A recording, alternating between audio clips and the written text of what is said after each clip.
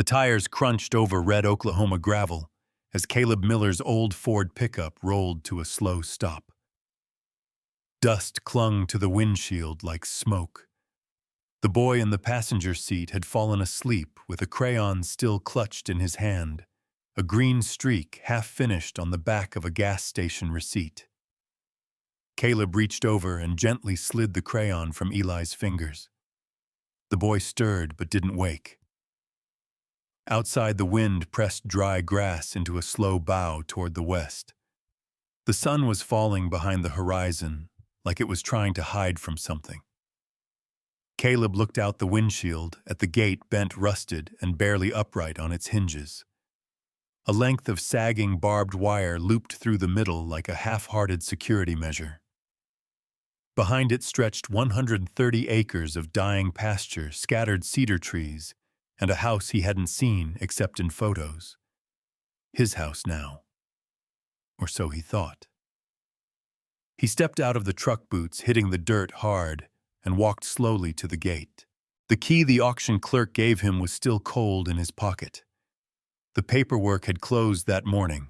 $12,400 wire transferred from his savings account that was supposed to be for emergency surgery, college, or maybe just a few decent Christmases. All of it gone now. Every penny.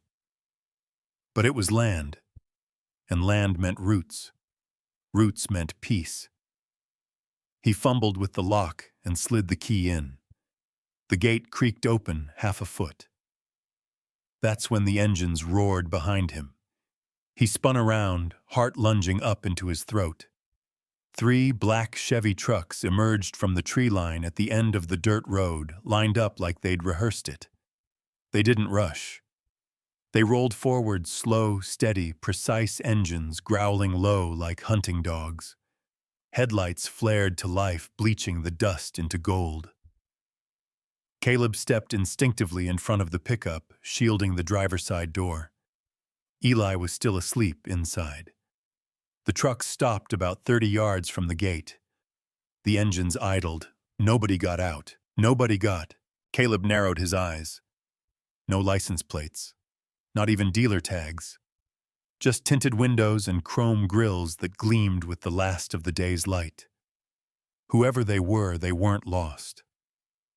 The wind shifted. Caleb tasted iron.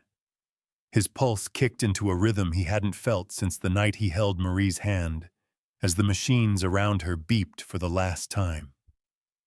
Since the factory laid him off without a handshake. Since Eli looked up at him one morning and asked, "Why do we keep leaving everywhere we go?" He glanced toward the trucks again. Still no movement. He turned, finished unlocking the gate, and pushed it open just wide enough for the Ford. He got back in, started the engine, and pulled through without looking back. The gravel cracked under the tires like dry bones. The house was 100 yards up a winding drive, hunched like an old dog that knew it had one winter left. Paint peeled in long curls from the siding, and the porch sagged in the middle. A field of weeds had claimed the front yard like a slow invasion, but the chimney was intact.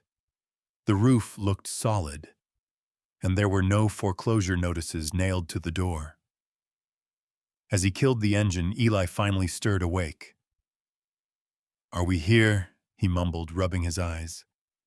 "Yeah," Caleb said, voice thick. "We're home." Eli climbed into the front seat and peered out. "It's big. It's ours." Eli nodded solemnly, like he understood what that meant. Caleb climbed out, helped his son down, and walked up to the porch. The boards groaned but held. Inside, the air was stale but dry.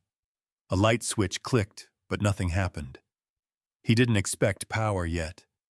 Still, the silence in the house wasn't dead, it was just waiting to be woken up. He gave Eli a flashlight, and they explored the main floor together. The kitchen smelled like old grease and lemon cleaner.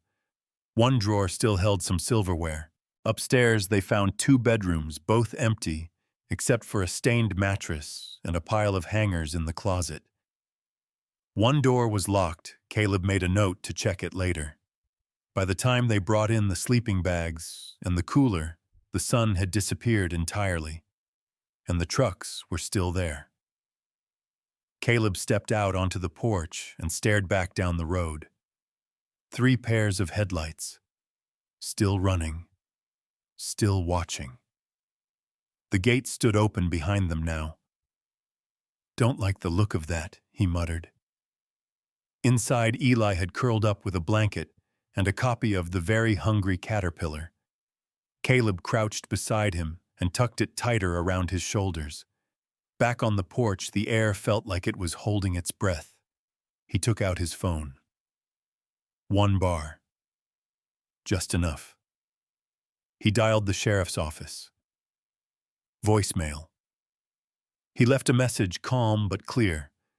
Told them his name, that he had just bought the Miller Ranch out on Route 17, and there were 3 unmarked vehicles blocking the road. As he hung up, a voice called out from the dark. "Mr. Miller."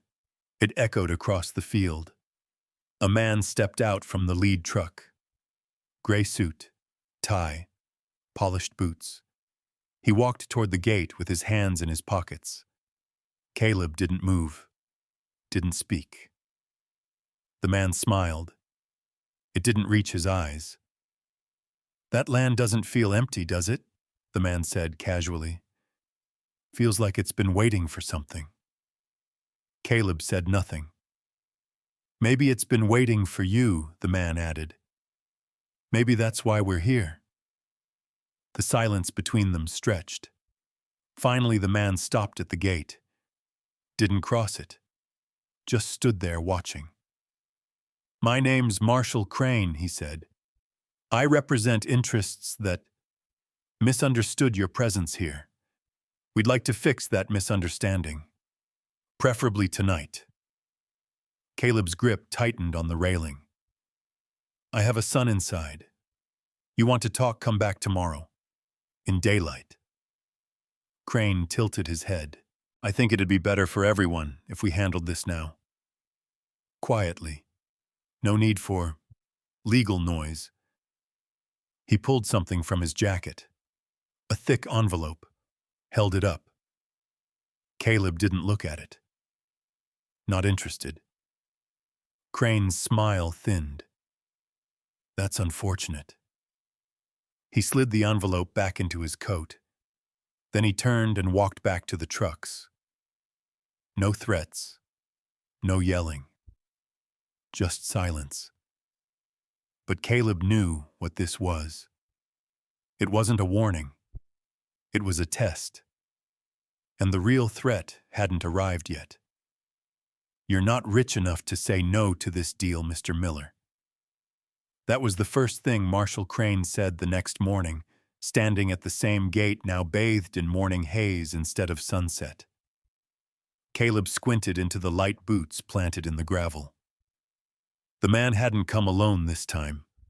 1 truck instead of 3, but 2 men flanked Crane, black shirts, mirrored sunglasses, arms crossed like statues. One leaned on the fender, the other beside the gatepost, thumb hooked on his belt, like he was itching to draw something. Eli was still asleep inside, curled up in a sleeping bag, with his stuffed frog clutched tight. Caleb had left the front door open just enough to hear if the boy stirred, but kept his body between the house and the men at the gate. "I told you I wasn't interested," Caleb said, voice low, steady. "And I heard you." Crane replied, that polished salesman tone back in place. "But I also know a man who buys a foreclosed ranch with cash isn't in the business of turning down double his money unless he's got something to prove or something to hide." Caleb said nothing. He hadn't slept. Not really. Just closed his eyes for an hour and listened to the night breathe through the broken window frames. But the lack of sleep hadn't dulled him. If anything, it had sharpened something primal. He was tired of moving, tired of running. Crane took a step forward, his boots crunching on gravel. "I'm not here to insult you," he said. "I'm here to help you walk away with a small fortune and your peace of mind intact." No shame in flipping a bad buy. You don't owe this place anything. Caleb looked past him at the horizon. The land stretched far and flat, dry but stubborn. The kind of land that took work. The kind of land a man could grow into if given the chance. "What exactly is it you think I've bought?" Caleb asked. Crane smiled like a man revealing a card he wasn't supposed to show. "More than you understand," he said. "Which is why you should take the offer. You don't want to be in the middle of a title dispute. Or worse, an investigation into who exactly authorized this sale. We could get the county involved, the state. You have a son, don't you? Kids don't do well in legal limbo." "You threatening my boy?" Caleb asked, not raising his voice, but the silence afterward felt like a cocked gun. Crane raised his hands. "Not at all. I'm making you a deal, a generous one, and a man in your position should seriously consider it."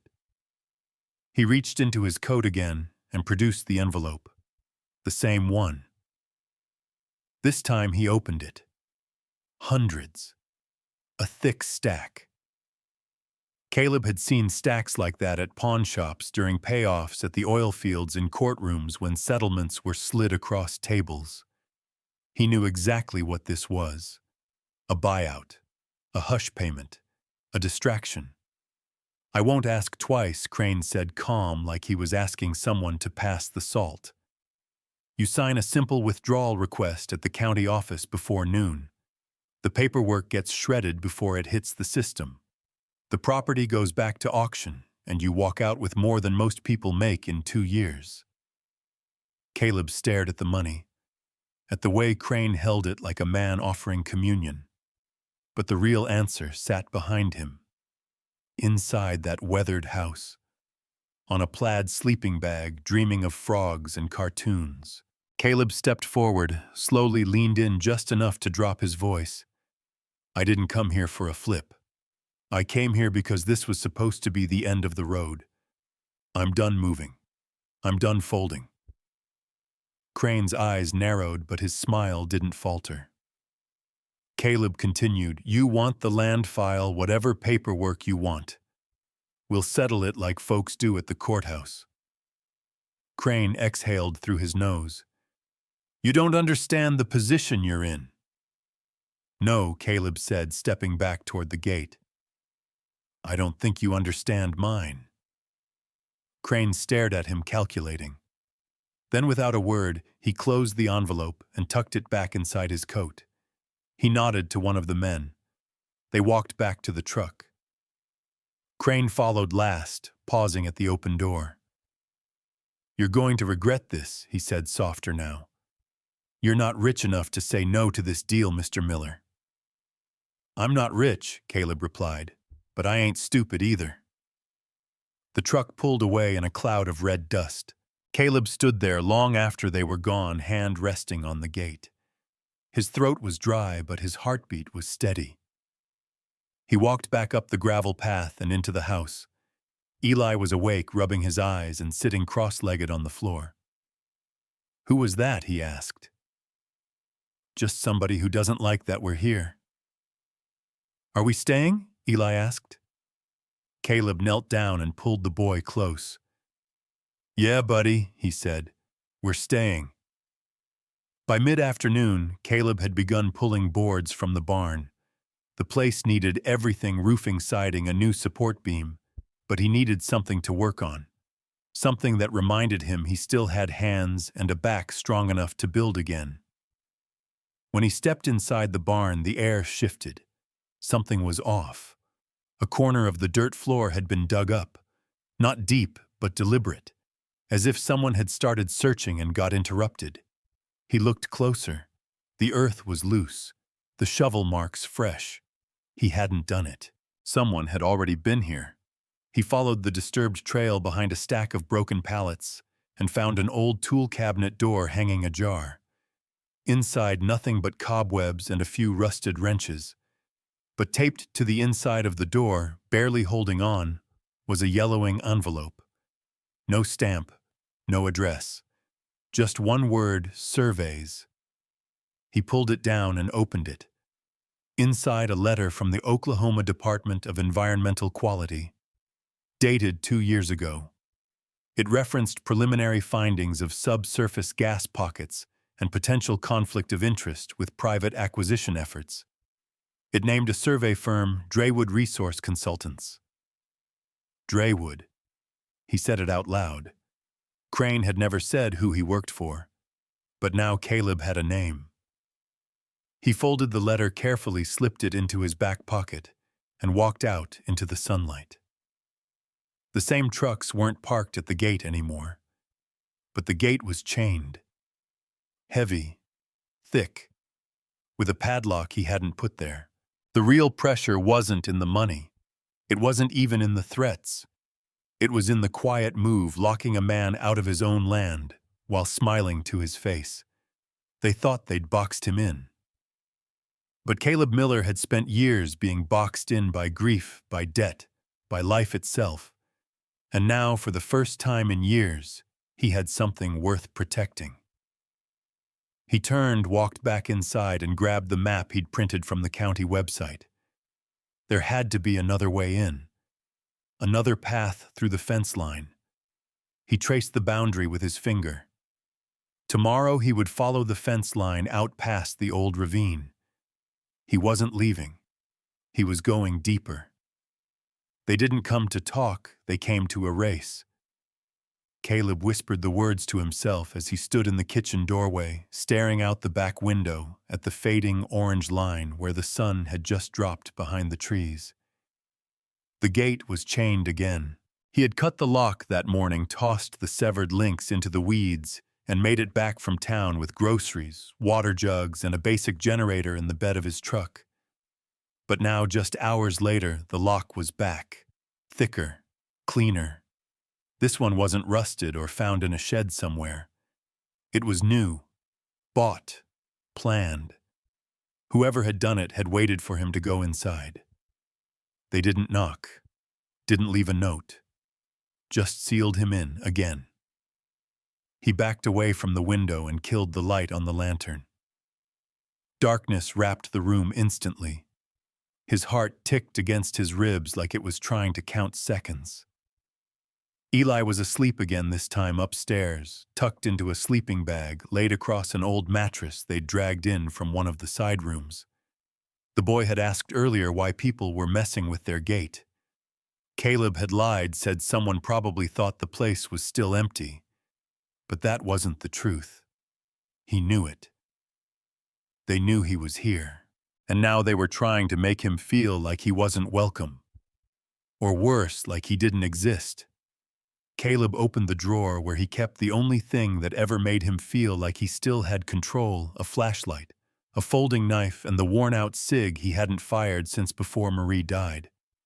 The magazine only had 5 rounds, but it was better than nothing. He clicked the flashlight on and moved to the back door. It was open. Just barely. A half inch. Enough to slip a wire in. Enough to not make a sound. He hadn't left it that way. A wave of cold anger surged up his neck. He pushed it open all the way and stepped into the backyard. The dry grass whispered against his jeans. He scanned the tree line with the flashlight's beam, quick, clean sweeps, no hesitation. Nothing. But when he turned the beam back toward the house, he saw it. Tracks. Tire tracks. Not his. 2 sets, shallow but fresh, looping around behind the barn, then back toward the fence line. Someone had been inside the perimeter. Someone had been behind his house. Someone had walked through the same backyard where his son played with sticks and rocks earlier that afternoon. Caleb gritted his teeth, followed the tracks to the barn, and eased the heavy sliding door open. The interior was quiet, too quiet. Dust hung in the air, like fog catching in the flashlight's glow.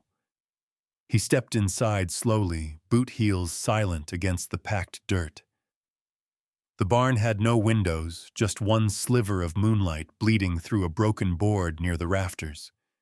He swung the light across the space. Boxes had been moved. The old tool chest was open. The drawers were pulled out. A rolled-up tarp in the corner had been unwrapped and left half spread. Someone had searched the barn and done it quietly, carefully, without leaving much of a trace. But they weren't amateurs. Caleb knelt down where the tarp had been disturbed and found something half buried in the dirt. A cracked plastic clipboard with faded paperwork clipped to it, electrical schematics and survey markings. He brushed the dirt away and scanned the top page. It was a wiring plan for something underground. Old, but real. He flipped to the second page. A label read, Draywood Field Ops, Subsurface Grid 4B. There it was again. That name, Draywood. He sat back on his heels, trying to piece it together. Whoever Draywood was, they had history here long before the foreclosure. And if they were digging locking gates and sliding envelopes under his nose, they weren't trying to keep secrets. They were trying to bury them. He folded the papers and stuffed them into his jacket. Then he stepped outside again and followed the fence line with the flashlight. 2 miles around, maybe more. But there had to be a weak point somewhere they didn't think to chain up. Caleb kept walking past the brush pile, where they'd burned dead limbs, past the overgrown troughs that hadn't held water in years. Half a mile later, he found it. A place where the old barbed wire had been pushed down by floodwaters. Posts were missing. The ground dipped like something had shifted underneath. Just wide enough for a truck if you went slow. He marked the spot with 2 stones and headed back. Inside, he found Eli sitting up in the dark. "Where'd you go?" the boy asked, voice groggy. "Just checking on something," Caleb said, crouching beside him. "Everything's okay." Eli looked at him sleepy but unsure.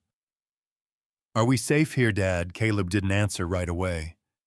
He looked at his son's small hands curled around the edge of the sleeping bag, at the freckles across his nose, at the way he always trusted him without question. And then he whispered the truth. They didn't come to talk, they came to erase. Eli blinked. "What's that mean?" "It means some folks don't want us to be here," Caleb said. "But we're not going anywhere."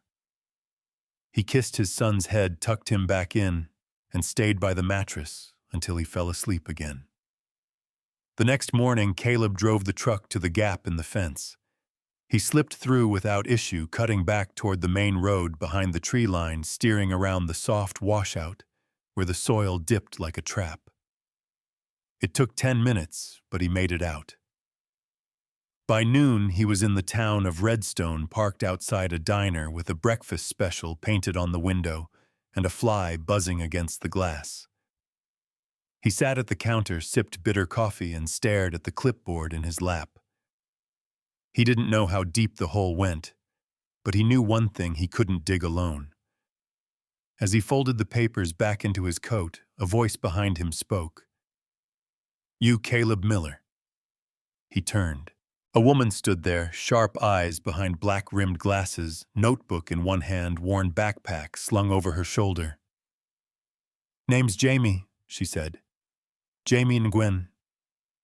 I heard you bought the McLaren property out on Route 17. "Yeah," Caleb replied slowly. "You a realtor?" She smiled faintly.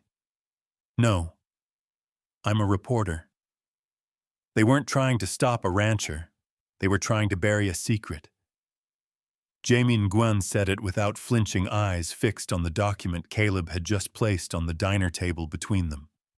Her fingers hovered above the faded letter like it was a detonator, not a piece of mail. Caleb sipped his coffee and said nothing. Outside, the wind kicked dust across the main street of Redstone, Oklahoma. A sheriff's cruiser cruised by, slow and uninterested. Inside the diner, no one was paying them any mind. 2 oilfield workers argued over the check, and the waitress refilled a coffee pot like it was muscle memory. Jamie looked up. "Do you know what this is?" I know it says your friends at Draywood have been sniffing around my land longer than they want to admit. She gave him a look half impressed, half annoyed. They're not my friends. The letter was stamped by the Oklahoma Department of Environmental Quality, dated 2 years prior. It referred to preliminary subsurface instability on the parcel of land now known as Caleb's Ranch. But what mattered most were the last 3 lines, an internal note requesting confidentiality pending private acquisition interest, and a survey cross-reference filed under Draywood Resource Consultants. Jamie leaned back, arms crossed. They didn't want this survey public. You don't hide boring dirt. You hide money under dirt. Caleb folded the letter slowly. You said you were a reporter. You freelance or work for someone? Jamie grinned. I freelance, mostly investigative stuff. Land disputes, corporate pressure, public interest. Rural corruption stories are like oil, they bubble up where people think no one's watching.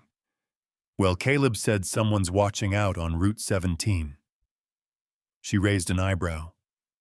They follow you into town. Not yet. But they've been behind my gate, in my barn, my house. I found tire tracks. Someone jimmied the back door. Jamie's posture straightened. She reached into her bag and pulled out a small voice recorder. She didn't press record, just placed it on the table between them like a promise. Tell me everything she said. Caleb did. From the moment he unlocked the rusted gate to the first envelope, the chained entrance, the midnight visit, and the second envelope, he described Crane in detail, his calm arrogance, the practiced tone, the veiled threats behind every polite word. Jamie listened without interrupting. She took no notes, just absorbed it all. When he finished, she tapped the edge of the letter. This document alone is enough to start asking questions. But if what you're saying is true, and Draywood's involved in a pattern of forcing owners off this land, then this is bigger than just you. Caleb stared at the people around them, laughing, sipping coffee, living their lives like the earth under their feet hadn't been stolen before. It always starts with one person, she said softly. And it usually ends when that one person folds. I'm not folding. Good. Because you've already put yourself in the middle of a game they've been playing for years. She leaned forward now, voice low. You said they were inside your house, yeah. You check every inch, not yet. I think it's time we did. They drove back to the ranch together in Jamie's dusty Toyota. Caleb took the back entrance through the sagging fence, same as before. The main gate was still chained. No new trucks, but a strange quiet settled over the land, like the air itself had gone stiff with waiting. Inside, Caleb grabbed a crowbar from the porch. Jamie followed him room to room, flashlight in hand, checking baseboards, vents behind old furniture. It wasn't until they reached the pantry that Caleb noticed something odd, faint scrape marks on the back wall, and a gap between the baseboard and the floor that hadn't been there the day before. He wedged the crowbar under the panel and pried. The wood came loose with a groan of nails. Behind it, bundled in plastic and taped shut, was a manila envelope stuffed with papers. Jamie pulled it out and slid it open carefully with her car key. Inside, 3 letters, all official. One from the DEQ, one from the Oklahoma Railroad Commission, and a hand-scrawled note with a clipped signature. They're coming faster than I thought. If I disappear, someone needs to know what's under this land. Jamie's mouth tightened. That's your cellar. Caleb felt a chill crawl under his shirt. The Railroad Commission letter was the most damning confirmation of a scheduled mineral rights survey projected for no later than 60 days, citing geological shifts and high-pressure pockets in the shale layer beneath the property. The letter was only dated 4 weeks before Caleb bought the place. They were about to go public, Jamie said, and someone made sure that didn't happen. Caleb looked out the kitchen window past the barn out to the ridgeline that shimmered in the heat. You think they buried him? Jamie didn't answer. Instead, she said, they weren't trying to stop a rancher.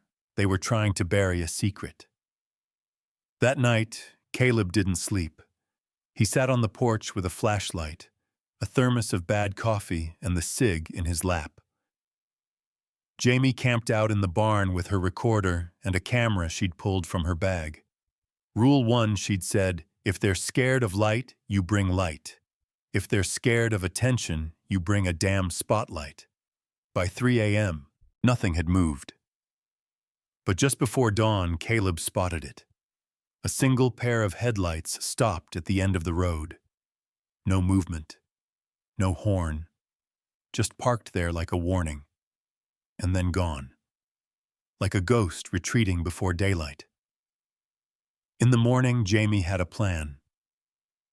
We need to build pressure of our own, she said, eating a dry granola bar. They're counting on fear and silence. But I've got contacts. If I start poking around with this letter and the right questions, someone will take the bait.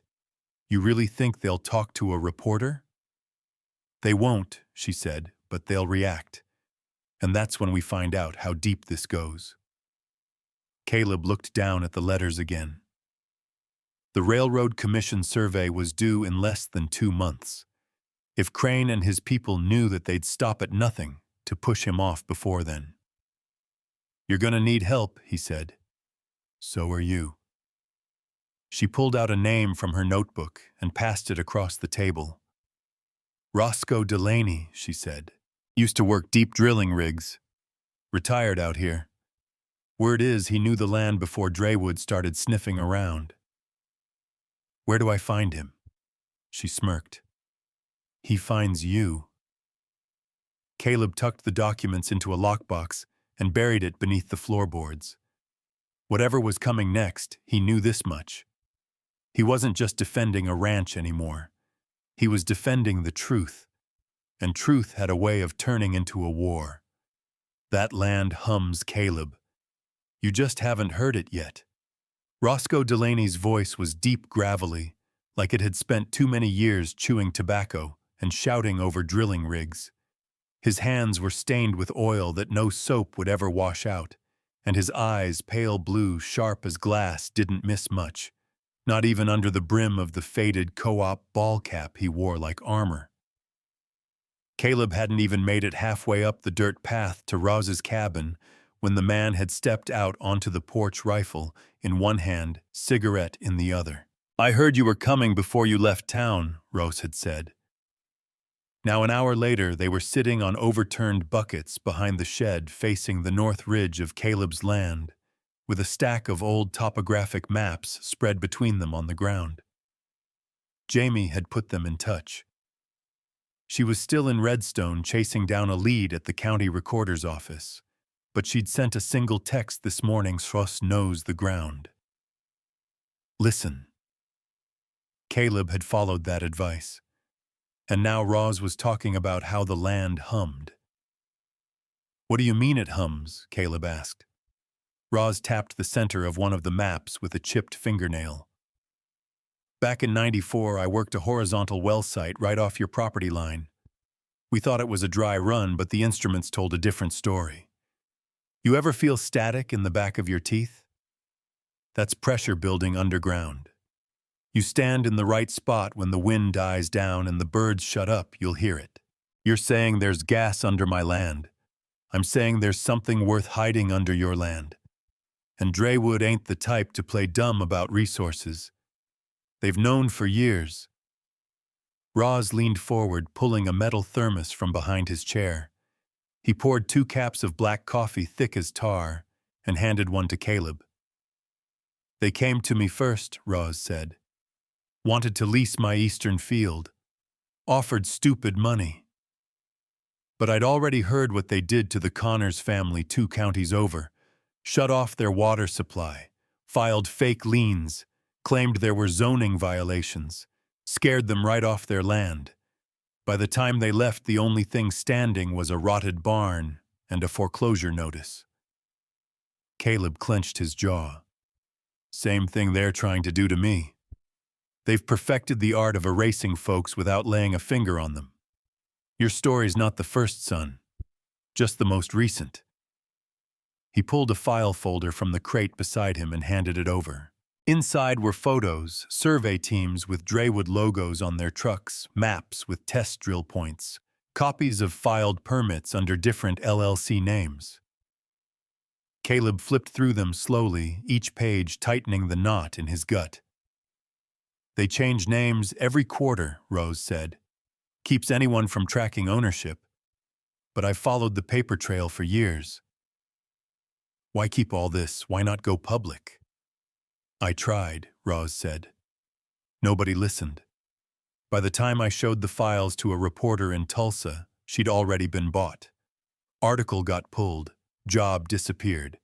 It's not just the land, Caleb. It's the pipeline they're planning across half the county. Your ranch. It's sitting on the Keystone. Caleb looked up. The Keystone. Rose nodded. You're the linchpin. That's why Crane showed up with a smile and a suitcase.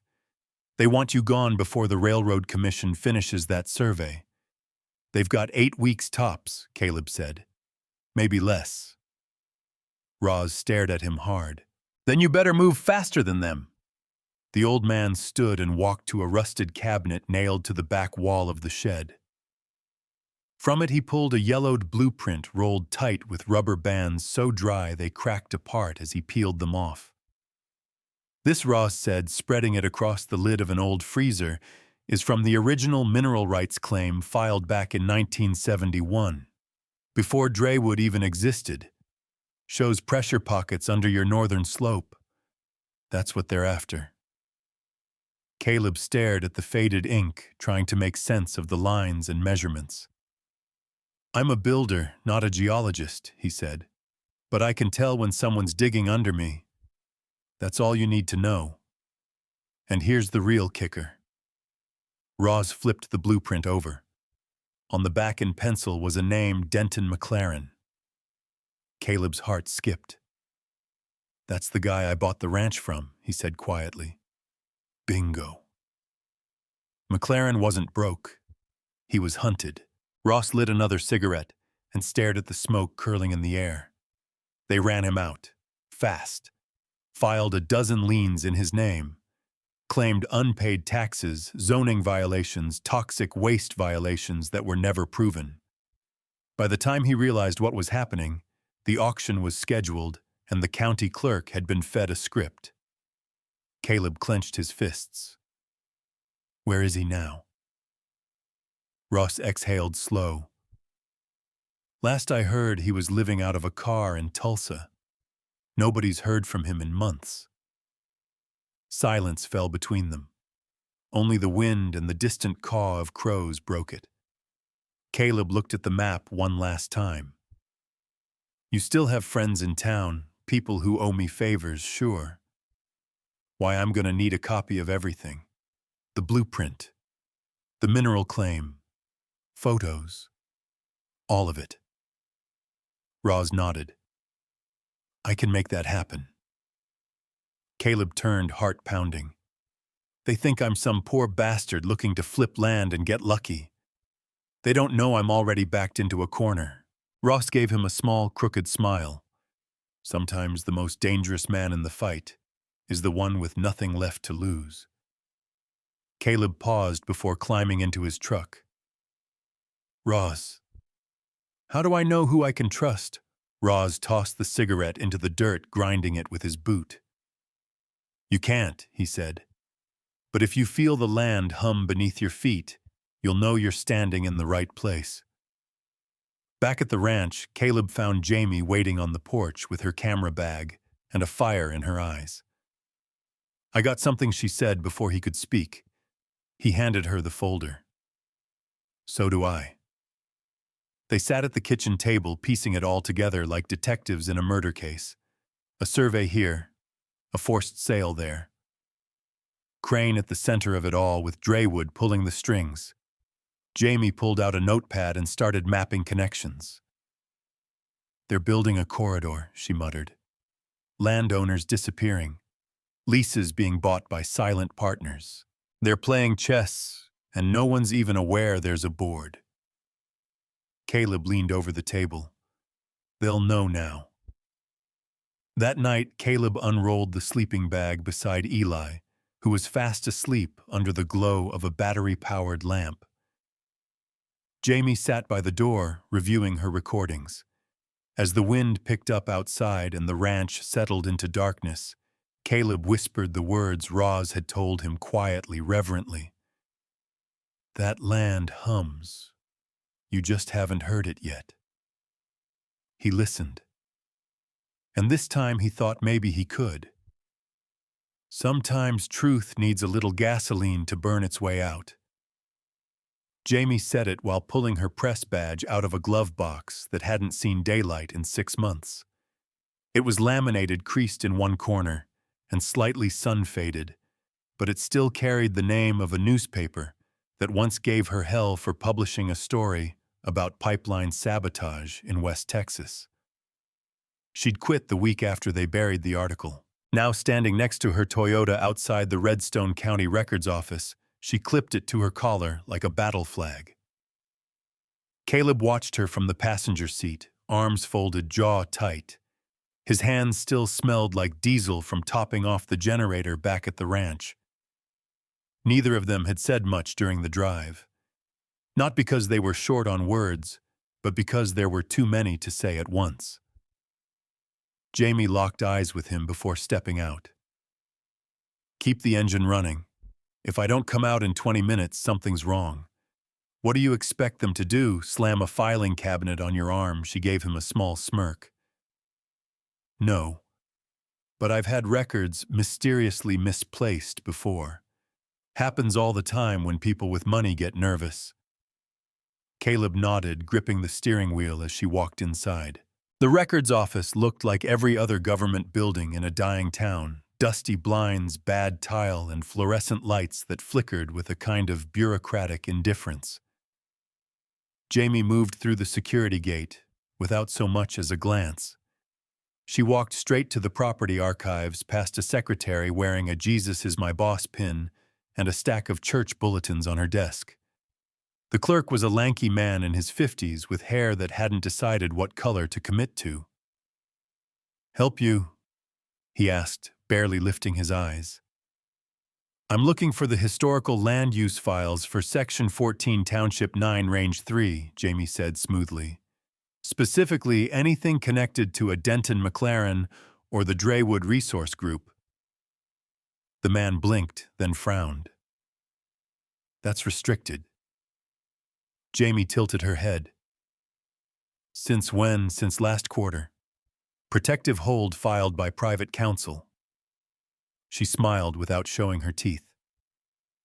"You know, I just came from the Oklahoma Open Records office. They didn't mention any current holds on Section 14. The clerk shifted uncomfortably. "I don't know what to tell you, ma'am." She leaned in slightly. "Listen, you don't need to hand me anything official. Just give me 5 minutes in the back. I'll find what I need. You can say I got lost." He hesitated, then rubbed his face and muttered, "You've got 10. She was already through the swinging door before he finished. Back in the stacks, it didn't take long. The Draywood name didn't show up directly, but that was expected. Instead, Jamie found a pattern of rapid transactions, 5 parcels surrounding Caleb's ranch, sold within 90 days each to a different LLC. The names were bland: Greenwood Holdings, Arrow Ridge, Fracta West, Inc., but the signatures, all traced back to the same handwriting, and all filed by the same firm, Crane and Lyell Legal Associates. Bingo. She took photos of everything. When she stepped back out into the waiting area, the front desk was empty, and the clerk was gone. A chill crawled across her shoulders. She walked fast out the glass doors and into the heat of the Oklahoma sun. Caleb was standing outside the truck, now staring at the hood. Jamie followed his gaze. There was a note wedged under the wiper blade. "Stay out of it." Black Sharpie, all caps, no signature. Jamie pulled it free and crumpled it without a word. "Somebody watched you go inside," Caleb said. Jamie nodded. "They're getting sloppy." "That's good." "How the hell is that good? Because scared people make mistakes. And mistakes are paper trails waiting to be lit." She tossed the crumpled note onto the pavement. Sometimes truth needs a little gasoline to burn its way out. Back at the ranch, Jamie spent the afternoon uploading documents to an encrypted drive, while Caleb replaced the busted locks on the barn doors. Neither said much until the sun dipped below the ridge. Then Jamie stepped onto the porch, laptop in hand, eyes glowing with the kind of fire Caleb had only seen in people who knew exactly what was coming and were walking straight into it anyway. "I sent the files to 3 contacts," she said. "One at the State Land Commission, one at the Tulsa Journal, and one at an environmental law group that's been dying to take a swing at Draywood." Caleb arched an eyebrow. That's a lot of spotlight for a guy who just wanted a quiet life. Jamie looked at him. "You wanted a home. They gave you a war. All we're doing now is giving it a name." Inside, Eli called for Caleb. He excused himself and disappeared into the hallway, leaving Jamie on the porch with the crickets. 10 minutes later, he returned with a stack of photos in an old shoebox. "Found these in the crawl space," he said. "They're all labeled McLaren. Looks like the guy kept records." Jamie flipped through the photos. One showed Denton McLaren standing beside a survey rig, smiling awkwardly. Another showed what looked like an early map of the ranch, hand-drawn in pencil, with notations around certain trees and soil samples. At the bottom of the stack was a blurry picture of a man in a gray suit shaking hands with McLaren. Caleb tapped it. "That's Crane." Jamie whistled low. "So they've been circling this place longer than we thought." She picked up the notepad again, started scribbling names, companies' connections. The picture was growing too big for Redstone. This was corporate land laundering, buried under shells and intimidation. "If this gets out," she said quietly, "they won't just lose the land. They'll lose everything." Caleb nodded slowly. "That's the point." That night they ate dinner in silence. Jamie checked her inbox every 10 minutes. By midnight, she had a reply. It was from the Tulsa Journal, one of her old contacts. The email was short. "Interested. Need confirmation from a second source. Can you get testimony from the previous owner?" Jamie looked up from the screen. "We need McLaren." Caleb nodded. "Roz said he might be in Tulsa. Living in a car. Then that's where we're going." At dawn, Jamie loaded her gear into the back seat. Caleb kissed Eli's forehead while he slept, whispering a promise he hoped he could keep. Then he locked the doors, double-checked the chains on the gate, and climbed into the truck. As they drove east, the road unwound in front of them like a challenge. The sun cut through low clouds like fire through fog. Caleb didn't speak until they passed the Redstone town line. "Next move's theirs," he said. Jamie shook her head. "No. Next move's ours. We're done reacting. It's time to take the fight to them. You're not losing your land with guns, you're losing it with signatures." Caleb heard those words from the bank manager's mouth just before the call ended, and they rang in his ears long after the line went dead. He sat alone in the motel room outside Tulsa, the curtains drawn the light from a dusty lamp, casting a long shadow behind him. Jamie was out combing the streets with a printout of Denton McLaren's DMV photo and a stack of flyers that looked like she was searching for a missing person. Maybe she was. Because right now, Caleb felt like he was missing too. Missing time, missing money, missing the thread he was trying so damn hard to hold on to. The phone call had started routine. He'd called First Western Bank to ask about the second draw on his ranch renovation loan. But the voice on the other end, polite and rehearsed, had told him things had changed. "There's been a legal complication," the woman had said. "A firm representing a group of prior interest investors has filed a claim of contested mineral rights on the parcel you recently acquired." "Prior interest," Caleb had said, voice rising. "The title was clean. I paid cash." "Yes, sir. But due to the pending claim, we're placing a temporary hold on all loan dispersals until the matter is resolved." "For how long?" "Could be weeks. Could be months." Mineral disputes are complicated. And then came the part that punched the breath out of him.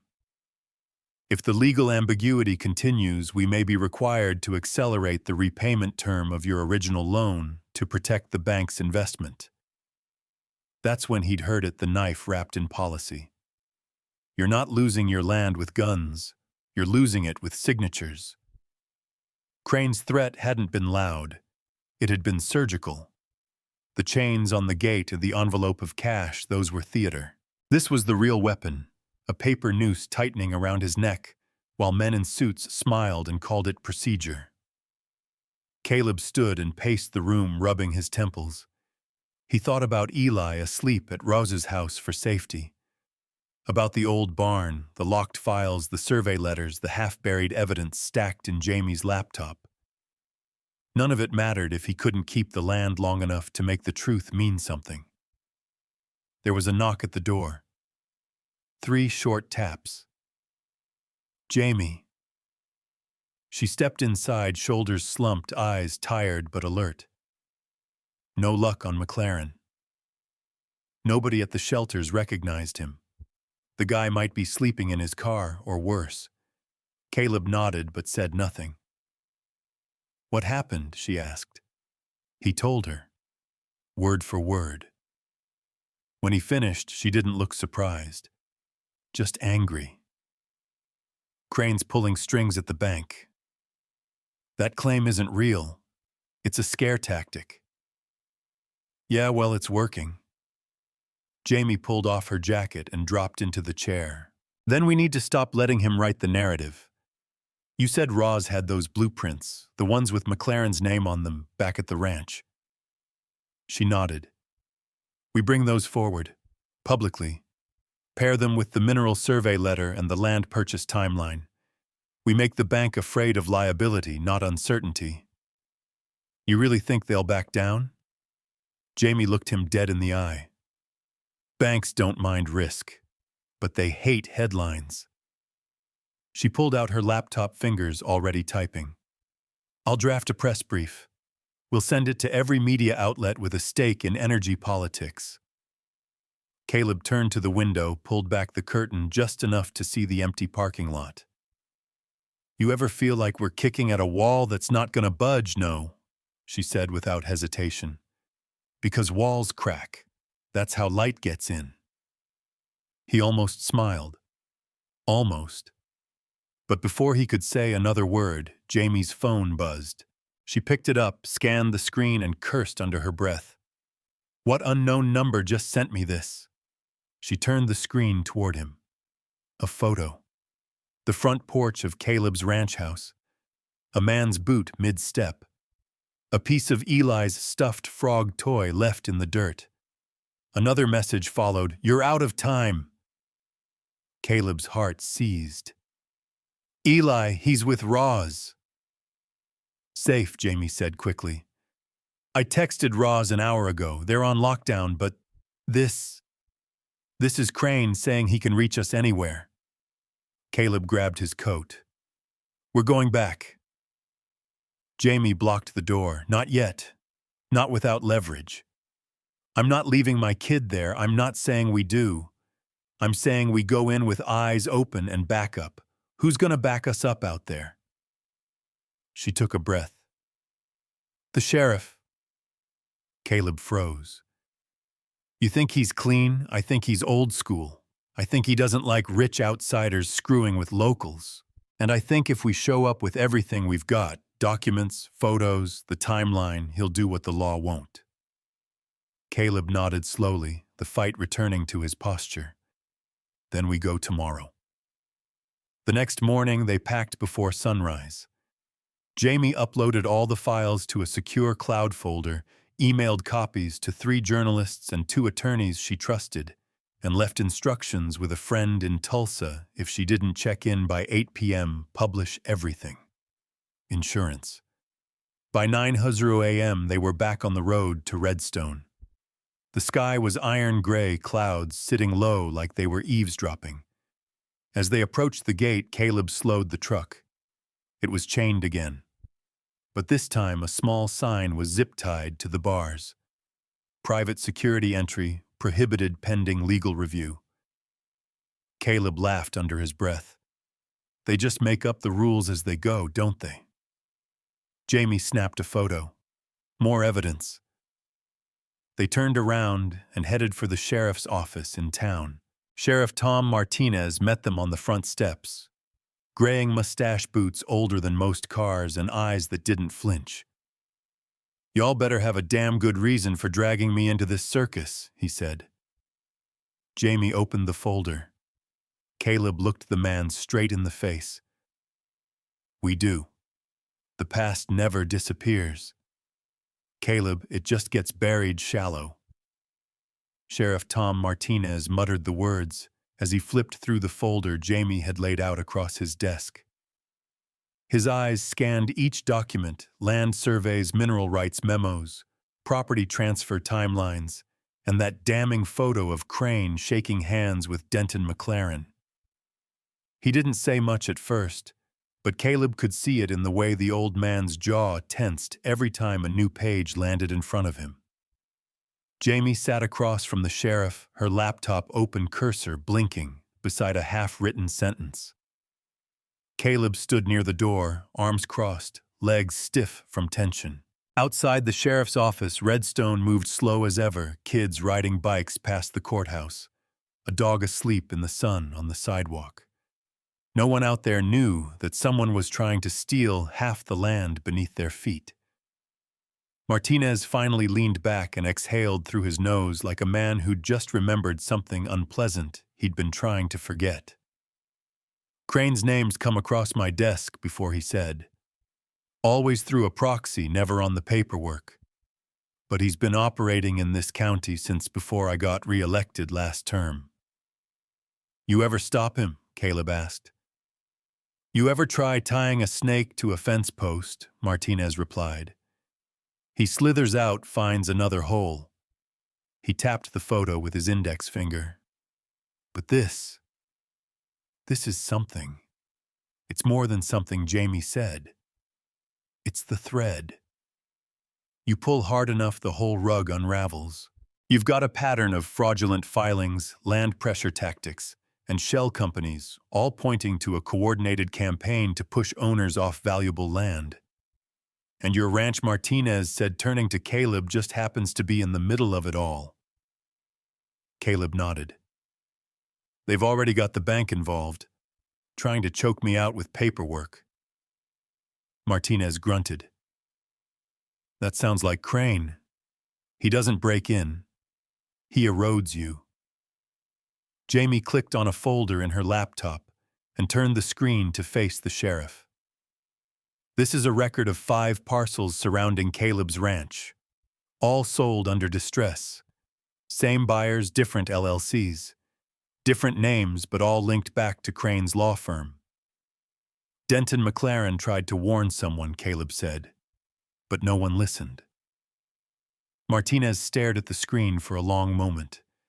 Then he stood, grabbed his hat from the wall, and motioned them toward the door. "You two come with me." The sheriff drove them 20 minutes west, past abandoned barns and cattle fields gone dry. They pulled into a gravel lot beside a shuttered post office, where a man sat on the front step, rolling a cigarette with trembling fingers. He looked up as they approached. Weathered face, hollow eyes, streaks of gray and a beard that had grown in uneven. He flinched when he recognized Martinez. then paused when he saw Caleb. It was Denton McLaren. Caleb stopped in his tracks. Yeah, McLaren said, voice scratchy. I used to own that cursed stretch of dirt. Jamie stepped forward, softening her voice. Mr. McLaren, we're trying to stop what happened to you from happening to anyone else. He stared at them like they were a mirage. A little late for that, ain't it? Caleb knelt beside him, pulling out the blueprint Roz had given him, the one with McLaren's signature scrawled on the back. You drew this, Caleb said. You knew what was under the land. McLaren's hand hovered above the page, fingers twitching like they wanted to reach, but couldn't. I didn't know how much at first, he said. Just thought it was good dirt. Couple hot pockets, maybe some shallow gas. Then I got a letter from a guy at the Railroad Commission. Said the survey coming through could change everything. What happened? Jamie asked. McLaren laughed bitterly. Crane happened. He came around smiling, talking about development opportunities. When I told him no, things started breaking. My water line, my fence. Then came the liens, the lawsuits. My loan got sold 3 times in 2 months. Next thing I know, the sheriff's posting an auction notice on my gate. He looked at Martinez. Not your fault, Tom. You didn't know what they were doing. Martinez looked like he'd swallowed glass. Why didn't you fight? Caleb asked. I did, McLaren whispered. But it was like punching water. You hit it, and it just closes around you again. Caleb sat back. You've been hiding ever since wasn't hiding, just waiting, hoping someone would listen. Jamie leaned forward, eyes locked on his. We're listening now. Back at the ranch that evening, the wind kicked up harder than usual. Dust spiraled off the gravel road. Caleb stood at the back fence, staring out past the ridgeline where the pressure pockets sat like sleeping giants underground. Jamie joined him, arms folded. He's agreed to testify, she said. Signed a statement. We've got the timeline, the documents, the pattern, and now a living witness. Caleb nodded. Is it enough? Jamie looked at him. Enough to break their silence, yes. Enough to stop them, we're about to find out. They turned toward the barn where Roz was waiting, sorting through a second box of maps he'd found in his attic, some dated as far back as the 1950s. One caught Caleb's eye. It was a soil and mineral chart overlaid with pressure data. Something on it made his stomach drop. This mark, he said, pointing. It's right under the old livestock shed. Roz peered over. That wasn't just a shed back then. It was a pump site, barely operational. Think they left something? Caleb asked. Roz nodded slowly. If they thought it wasn't worth developing back then, they might have capped it or buried readings that didn't fit their narrative. Caleb turned to Jamie. We need to dig. Jamie was already grabbing her camera. You're not going to believe this, Roz muttered, flipping another map. They ran a pipeline through here in '62, right under where you found that clipboard. The clipboard, Jamie said, with the Draywood logo. Caleb looked out at the land, the pieces clicking into place. They've been after this for decades, he said. This whole stretch of land has been in play longer than any of us realized.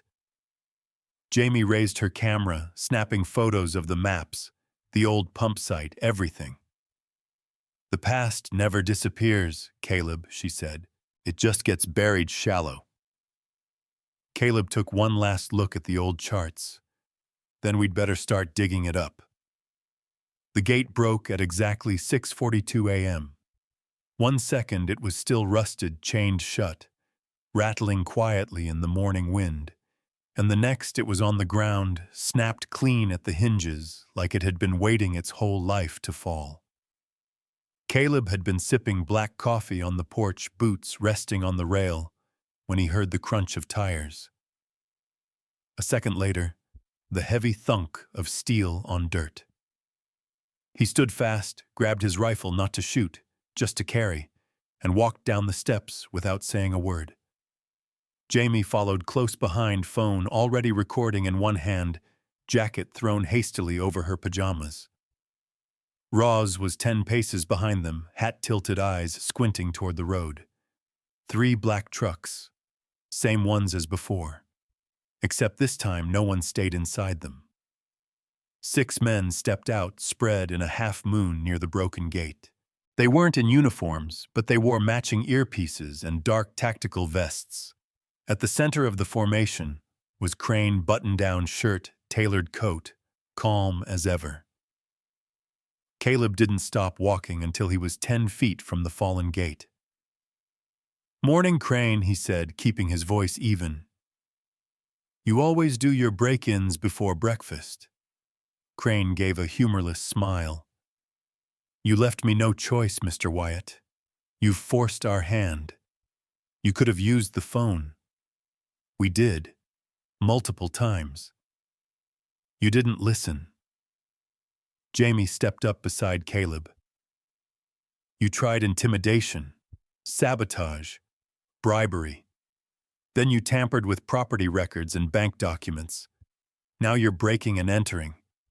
You really think that's going to hold up in court?" Rain didn't look at her. He kept his eyes on Caleb. "This isn't about courts. It's about consequences." Roz barked a dry laugh behind them. "You say that like they're different things." One of the guards stepped forward holding a folder. Crane nodded. The man handed it to Caleb. Inside, a cease and desist notice. A new lien. A restraining order preventing unauthorized activity on the land pending mineral rights arbitration. All filed within the last 24 hours. "This is garbage," Jamie snapped. "It's a paper bluff." "It's legally binding," Crane said smoothly. "And now that the gate's down, you'll find I have access to the well site under eminent domain protection for public interest." Caleb stared him down. "Eminent domain," what public? Crane's smile widened. "You'll see soon enough." But before Caleb could respond, another truck appeared at the end of the drive, this one brown dented and carrying more dust than paint. Sheriff Tom Martinez. He parked sideways across the road, stepped out slowly, one hand resting near his hip holster, not on it, just close enough. "I'm gonna need everyone to cool off," he said, voice gravel rough. "Real quick." Crane's posture changed. Slight, subtle, but noticeable. "Sheriff," he said, "this is a private enforcement operation." "Not anymore," Martinez replied, producing a thick envelope from under his jacket. He handed it to Caleb, who opened it quickly. Inside, a verified complaint filed with the Oklahoma Attorney General's office, co-signed by 3 other landowners and backed by McLaren's testimony. Included were copies of Crane's shell corporations, the Railroad Commission's stalled survey, and a formal request for an emergency injunction against Draywood Resource Group. Martinez looked at Crane.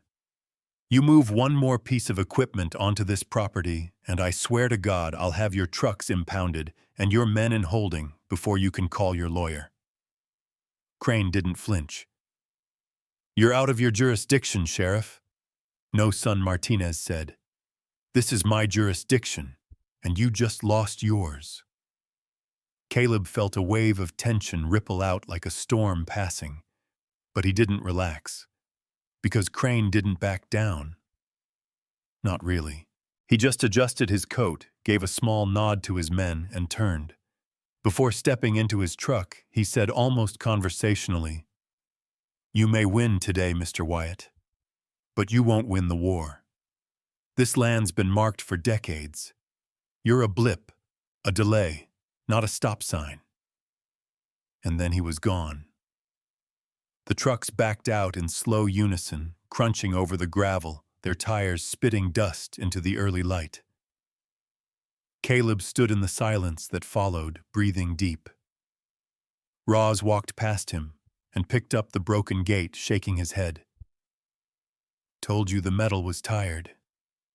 Guess it didn't want to wait for us. Jamie turned off her phone. Got it all. Every word. Caleb looked at the papers still in his hands. This injunction, how long does it hold them? Not long enough, Martinez said. Long enough to get to court. Long enough to finish the survey. Long enough for sunlight to do what it always does, which is make things grow or make them rot. They spent the rest of the day reinforcing the gate and installing motion detectors Ross pulled out of an old feed shed. Jamie backed up the video to 3 encrypted drives. Caleb sent one copy to the Tulsa Journal, another to the environmental law firm, and the last to a burner email Ross swore belonged to a retired federal land auditor. By nightfall, the ranch was locked tighter than ever. But inside the barn beneath the dirt floor, Caleb dug. He found the pipe just after midnight. Old steel, sealed with a cap that hadn't seen daylight in 40 years. It ran under the livestock shed toward the ridge.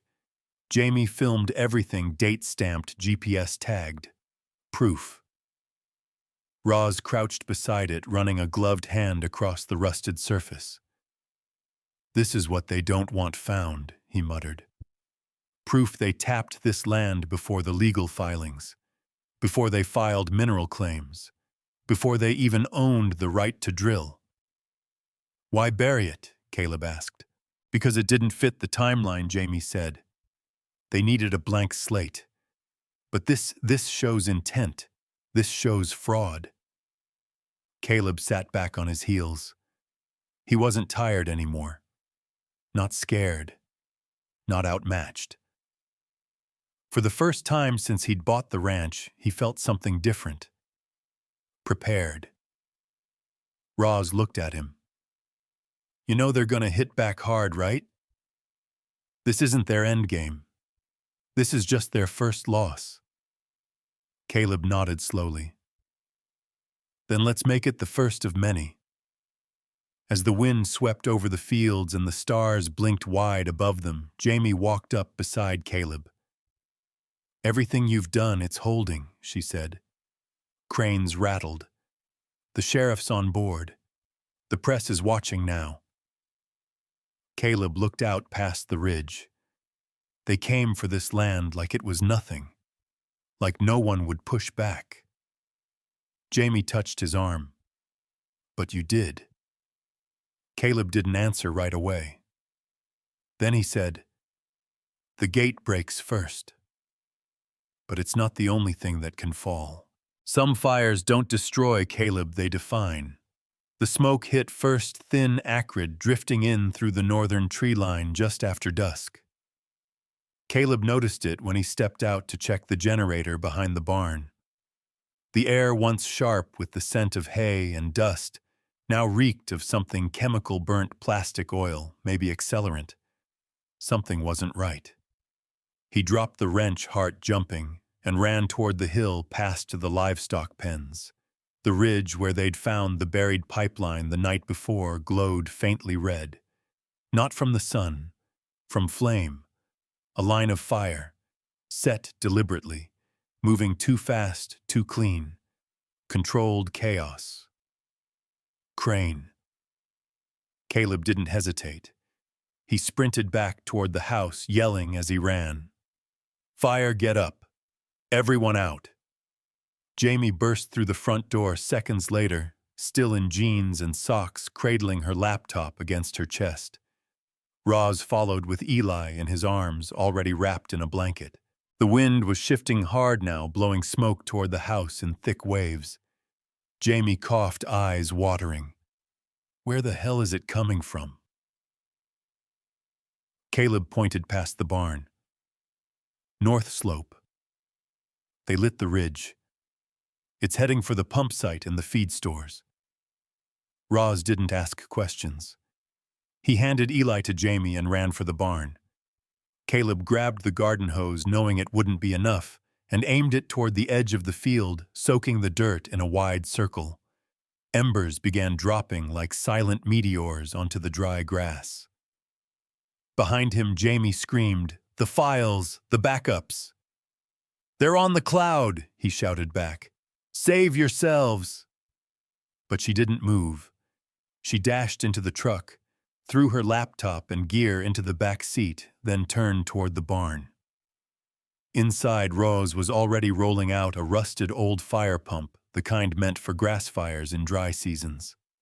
He hauled it onto the back of the ATV, pulled the starter cord twice, and handed Caleb the hose. "You take left, I'll go high." The ATV roared as Roz charged straight toward the flames. Caleb followed on foot, teeth clenched, hose in hand, dousing every root, every patch of flame he could reach. The heat was brutal, dry, angry, alive. Behind him, the feed shed exploded. Wood and metal and old hay shot skyward in a roar of fire and light.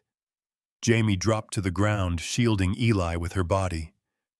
Caleb dove behind the well. Smoke swallowed the sky, but they didn't run. Not one of them. By midnight, the fire was mostly out. They had beaten it, not completely, but enough. The ridge was blackened, the grass torched, the shed gone.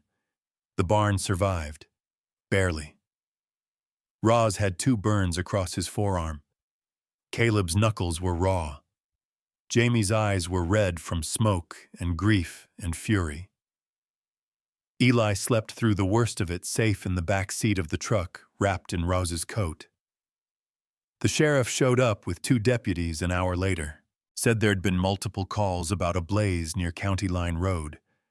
But they all knew. No one was going to report a fire that was never meant to be seen, only felt. Jamie sat on the porch, silent, watching the red flashes from the cruisers. Caleb joined her, handed her a bottle of water. She took it, didn't speak. He finally broke the silence. "Crane did this." Jamie nodded. Roz sat on the steps nearby, dragging on a cigarette like it was the last one on Earth. "They wanted the pipeline gone," he said. "They wanted the land scorched so it couldn't be examined. Evidence doesn't hold up well when it's ash." The sheriff approached, his hat in one hand. "Looks like arson," he said. "But we'll need an investigator to say for sure." Jamie stood. "We've got video footage. Motion sensors. I had a live stream running on the ridge. If they were anywhere near the line, we'll have it." "Good," Martinez said. "Because they're getting desperate. And desperate men make loud mistakes." Caleb stared at the ridge, the black scar where his land used to breathe. "This isn't about the fire," he said. "This is about what's beneath it. They torched it because we got too close." Jamie met his eyes. "They thought it would break us." He didn't blink. It didn't. Roz exhaled smoke and spoke into the dark. "Some fires don't destroy. They define." Caleb looked down at his burned palms. "We're not victims anymore," he said. "We're witnesses." The next day, Jamie uploaded the ridge footage to her contacts at the Tulsa Journal. It showed 3 men in flame-retardant suits moving along the edge of the tree line with gas canisters. Faces blurry, bad angles. But one of them turned toward the camera just enough to be identifiable. One of Crane's security contractors. The reporter's reply came quick. "We run at dawn." Lead story. Caleb sat on the porch with Eli in his lap, watching the sunrise stretch over the charred land. "What happens now?" Jamie asked. He didn't hesitate. "They go on defense." Roz joined them, holding a folded piece of paper. A scanned map from the 1962 survey, the one with the original Drewood easement stamped by a now-defunct agency. "They never canceled it," he said. "They just refiled it under new names every decade." Jamie's eyes lit up. "That's fraud. With the pipeline buried and no permit. That's criminal." "Let the law catch up," Caleb said. We've got the story. He looked down at Eli, who opened his eyes and smiled, oblivious to everything but the sun and the sound of his father's voice. They set a fire to erase history, Caleb said, but all they did was draw a bigger spotlight. The wind shifted as morning rose, carrying the smoke toward town, toward headlines, toward consequences. And behind them, buried under a scorched field, the truth still pulsed, waiting. Justice doesn't come knocking. It's dragged to the table, kicking and screaming. Caleb stood behind the wooden podium, a microphone hissing faintly in front of him, the overhead lights buzzing like wasps. The public hearing room at the Oklahoma State Capitol was packed wall to wall. Suits lined the back benches. Reporters crouched beside cameras, whispering to one another, waiting for sound bites. The air held the thick tension of forced civility, like a courtroom before a verdict. He didn't wear a tie. Just a pressed shirt, jeans, and boots still dusted with ash from the fire. He wanted them to see him as he was a man with burned hands, not polished statements. The State Energy Commission had summoned the hearing in response to the fire, and Jamie's published story, which had gone viral in less than 48 hours. Front pages, op-eds, online fury. Citizens from 5 counties showed up to the Capitol steps with signs that read, "Land isn't a commodity, and Draywood knew." Crane wasn't there, but his attorneys were. 3 of them flanked by 2 PR reps sitting stiffly at the left-hand table, faces unreadable. The same faces that had tried to shake Jamie's article as unverified speculation less than 2 days ago. Now they sat silent, because Denton McLaren was seated in the second row and Roz was seated beside him with the original 1962 easement stamped in ink. Jamie sat behind Caleb, camera rolling her press badge pinned to her collar like armor. The chairwoman of the commission cleared her throat. "Mr. Wyatt, whenever you're ready." Caleb's hands didn't shake, not because he wasn't nervous, but because the fear had burned off with everything else they'd tried to take. He leaned into the mic. "I'm not here because I wanted a fight," he began. "I bought land that was supposed to be forgotten. A bankrupt ranch. A patch of Oklahoma nobody cared about anymore. But I cared. Because it was going to be a home for my son." He paused. And then the trucks showed up. He laid it out, piece by piece, Crane's pressure tactics, the broken gate, the fake mineral rights claims, the fire. He spoke in plain words, not rehearsed lines. He told them about the pipeline buried under his soil, the rusted cap, the burned shed. He told them about the photos, the maps, the falsified filings. And then he said it. Justice doesn't come knocking, it's dragged to the table, kicking and screaming. And we're the ones doing the dragging. Because if we don't, then people like me, people without money, without lawyers, don't stand a chance. Silence followed, heavy and still. Then the commission began their questioning. Caleb answered everyone with clarity. Jamie passed forward documents as needed. Denton McLaren testified next, his voice shaky at first, then steady, as he detailed the decade-long erosion of his life under Crane's thumb.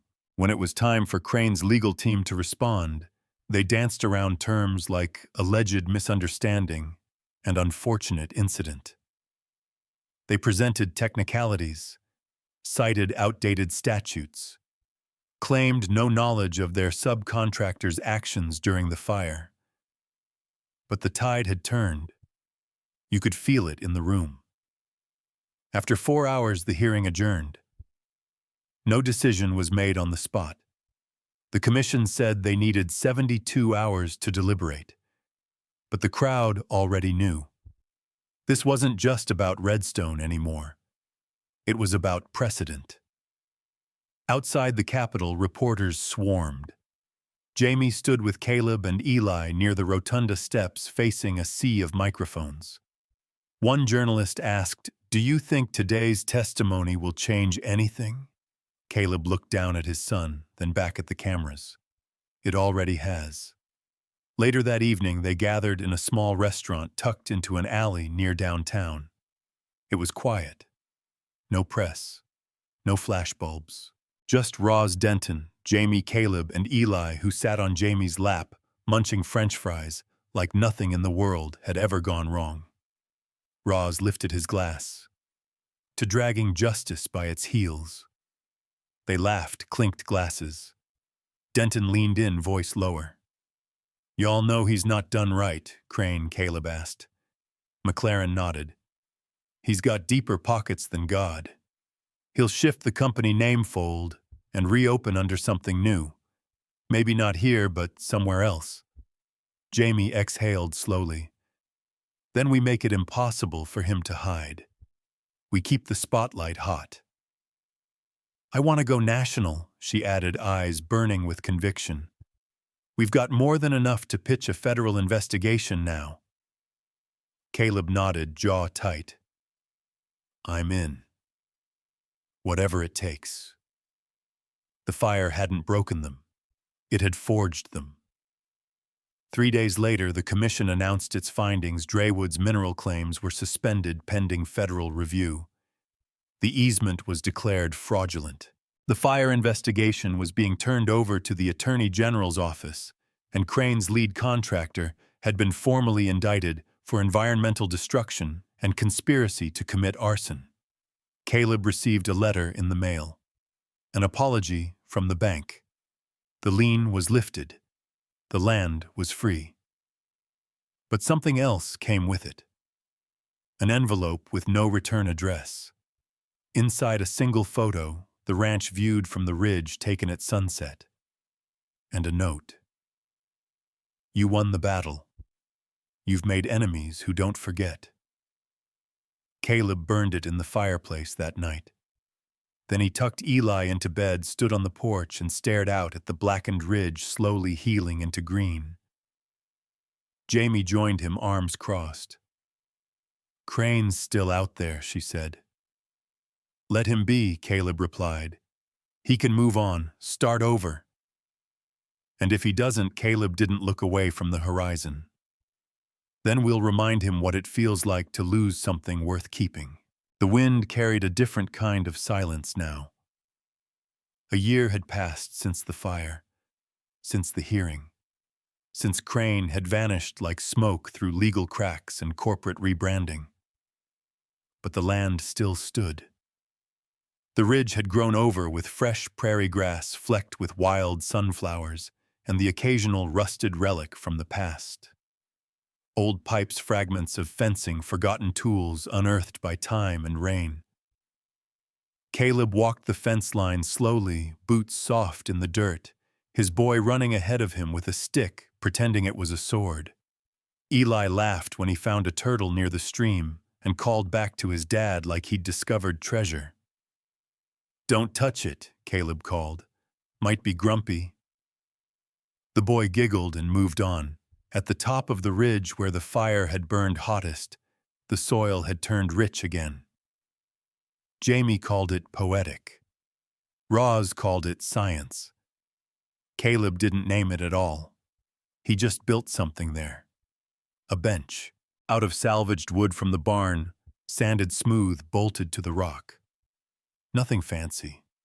Just a place to sit and see the whole damn ranch the way he remembered dreaming about it, untouched, wide, defiant. Jamie joined him there that afternoon, camera slung at her hip, hair tied back in the wind. "I heard from Denton," she said, sitting beside him. "How's he doing? Better. Bought a little trailer in Kansas. Teaching kids how to read blueprints at a trade school. Said he sleeps through the night now." Caleb smiled softly. "That's something. He said to tell you thank you. He did the hard part." Jamie took a deep breath and looked out over the pasture. "You think it's over? I think the part where we had to fight to be heard is over," Caleb said. "The rest, well, maybe that's not the kind of fight you ever stop watching for." They sat in silence for a while, the wind moving around them like a breath too long held. Then she said, I got an email this morning from someone you won't expect. He glanced over. From who? Crane's assistant. Former. She left the company 6 months ago. Moved to Oregon. Said she's been watching everything unfold. Caleb turned to face her fully. And she's ready to talk. She's got files. Real ones. Internal documents, emails, maps, contracts. Stuff we never saw. Stuff that proves Crane's company had this scam running in 3 states. Caleb exhaled slowly. You believe her? Jamie nodded. Yeah. She's not doing it for money. She's scared, but she's tired of staying scared. And what does she want from us? Nothing, Jamie said. Just a promise that if we use what she gives, we'll finish it. Take it as far as it needs to go. He looked out again, his eyes tracing the land. The truth had always been there. It just needed the right storm to bring it to the surface. Do we? He asked. Jamie leaned in. You tell me. He thought about Eli, about Roz, about Denton, about the ones who hadn't had the chance to fight back. The ones who were buried beneath silence and signatures. He thought about that fire, the way it scorched, but didn't consume. You remember what Roz said? Caleb asked, smiling faintly. Which part? Some fires don't destroy. They define. Jamie nodded, her smile mirroring his. Yeah. I remember. I think this land, it was never about the minerals or the money. It was always about what people were willing to do to get it, and what it takes to stop them. Jamie stood, camera in hand. Then let's finish it. One last time. They went public with the files 3 weeks later. This time it wasn't just the Tulsa Journal. It was national. Federal investigations opened in Oklahoma, Texas, and New Mexico. Crane's shell companies were frozen. A half-dozen executives subpoenaed. The assistant testified on record. Whistleblower protections held. And though Crane himself remained unseen, his face was now on screens, articles, and press briefings. His invisibility became his indictment. The people who'd never been able to speak finally had a microphone. Landowners came forward with their stories, some still holding hope, some holding nothing at all. But they spoke. And that was the part Caleb never forgot. They spoke. The final letter came on a Tuesday. An envelope, no name, no return address. Inside a deed. A small parcel of land 40 miles east, once part of a mining contract from the Draywood files, now signed over to the Wyatt Family Trust. No note, no threat, no explanation. Jamie thought it was guilt. Roz thought it was leverage. Caleb didn't care. He signed it over to a conservation fund that very same day. Some things he'd learned weren't meant to be owned, just protected. 1 year later, Caleb sat with Eli on that same bench at the ridge. The boy was older now, taller, a little less wild in his movements, but his curiosity had only grown. Did we win? Eli asked, his voice small but clear. Caleb looked down at him. That depends on what you think winning means. Eli frowned, thinking hard. Did the bad guys go to jail? Some, Caleb said. Some might still, some never will. Then we didn't win. Caleb shook his head slowly. We did. Because we didn't let them scare us. Because we didn't back down. Because we told the truth. He pointed out at the ridge. See that? That's your land now.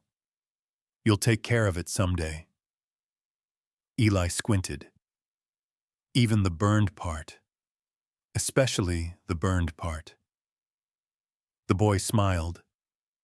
They sat there quiet, the wind soft, the sky wide. And in that stillness, Caleb understood the real ending of everything they'd fought for. It wasn't the headlines, or the hearings, or even the justice.